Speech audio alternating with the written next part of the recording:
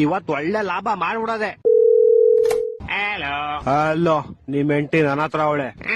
ಅವಳನ್ನ ನೀನೇ ಹಿಡ್ಕೊಂಡ್ಬಿಡು, ನನ್ನನ್ ಸಾಯಿಸ್ಬೇಡ ಪ್ಲೀಸ್. ನಿನ್ನ ಸಾಯಿಸ್ಬಾರ್ದ. ಲೋಪ ನಾನು ಲವರ್ ಅಲ್ಲ, ಕಿಡ್ನಾಪ್ ಮಾಡಿರೋದ್ ನಾನು. ಹೌದಾ, ಹಂಗಾರ ಓಕೆ. ನಿನ್ ಹೆಂಡತಿ ನಾಳೆ ಬೆಳಗ್ಗೆ ಸೂರ್ಯನ್ ನೋಡ್ಬೇಕಾ?